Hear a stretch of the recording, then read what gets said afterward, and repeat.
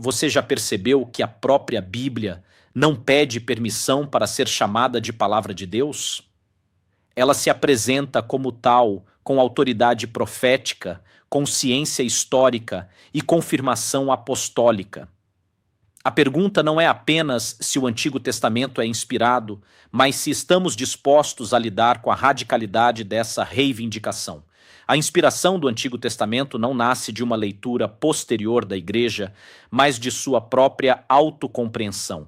Desde os dias de Moisés, os escritos sagrados eram recebidos como pronunciamentos proféticos. Em Deuteronômio capítulo 10, versículo 2, a lei é colocada junto à arca. Em Deuteronômio capítulo 6, versículo 2, preservada para ensino contínuo das gerações. A escritura surge, portanto, vinculada à revelação e à aliança. O eixo hermenêutico da inspiração veterotestamentária é a função profética.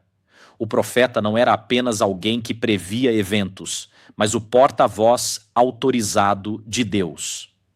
Em 1º livro dos Reis, capítulo 12, versículo 22, ele é chamado homem de Deus. Em Isaías, capítulo 42, versículo 19, mensageiro do Senhor. Em Ezequiel, capítulo 3, versículo 17, atalaia. A designação principal, porém, permanece: profeta, aquele que fala em nome de Deus. Essa consciência vocacional é explícita.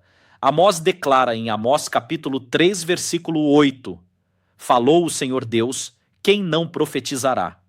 A base teológica dessa autoridade está em Deuteronômio capítulo 18, versículo 18.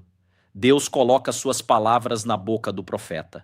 E em Deuteronômio capítulo 4, versículo 2, proíbe qualquer acréscimo ou diminuição. A revelação não é produto da criatividade humana, mas transmissão fiel do que Deus determinou. Além da proclamação oral, as declarações proféticas eram registradas por escrito. Em Josué capítulo 24, versículo 26, Josué escreve no livro da Lei de Deus. Jeremias recebe ordem para reescrever o rolo queimado em Jeremias capítulo 36, versículo 28. Abacuque é instruído a tornar a visão legível em Abacuque capítulo 2, versículo 2.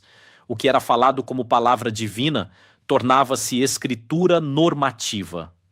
Daniel reconhece essa autoridade ao interpretar o tempo do exílio com base nos escritos de Jeremias, conforme Daniel capítulo 9, versículo 2. Isso demonstra que já havia um reconhecimento canônico progressivo, uma consciência de coleção sagrada. Todos os autores tradicionais do Antigo Testamento são apresentados como profetas, seja por ofício, seja por dom. Davi declara em 2º livro de Samuel, capítulo 23, versículo 2, que o Espírito do Senhor fala por meio dele. Salomão recebe sabedoria concedida por Deus em 1º livro dos Reis, capítulo 3, versículos 9 e 10. Daniel, embora estadista, é chamado profeta pelo próprio Cristo em Mateus capítulo 24, versículo 15. A inspiração está ligada à ação soberana do Espírito, não a uma profissão formal. O Antigo Testamento também apresenta reivindicações explícitas de origem divina. Em Êxodo capítulo 20, versículo 1, lemos: então falou Deus todas estas palavras. A fórmula "assim diz o Senhor" ecoa centenas de vezes dos livros proféticos. Trata-se de autodeclaração contínua de autoridade divina.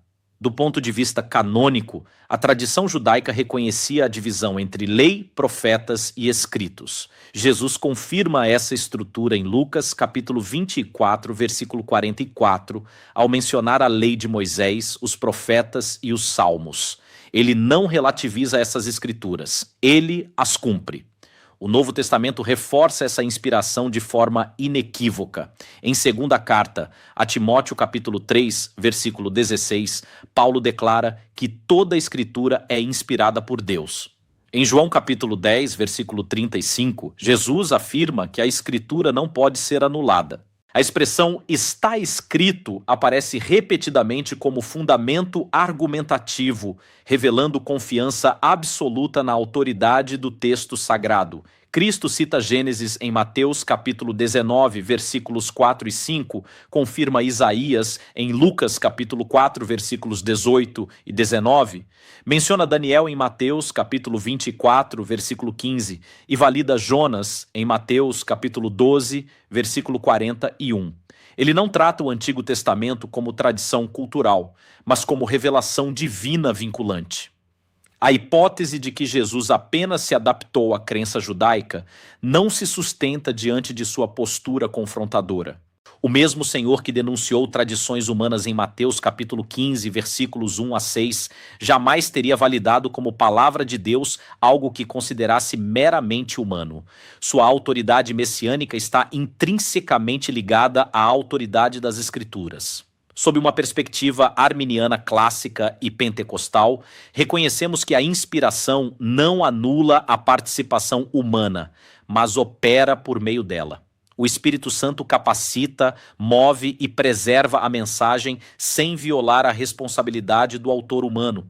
A Escritura é plenamente divina em sua origem e autenticamente humana em sua expressão. Assim, o Antigo Testamento não apenas reivindica a inspiração, ele a demonstra historicamente, profeticamente e cristologicamente. E o Novo Testamento confirma essa reivindicação com a autoridade apostólica e com a própria voz de Cristo. Se o próprio Jesus afirmou que a Escritura não pode ser anulada, a pergunta que permanece é esta: estamos lendo o Antigo Testamento como tradição religiosa ou como palavra viva do Deus que fala? Se esta reflexão fortaleceu sua convicção bíblica e ampliou sua visão teológica, inscreva-se no canal, compartilhe este conteúdo e deixe seu comentário. Vamos aprofundar juntos a compreensão das Escrituras com fidelidade, reverência e paixão pela verdade revelada.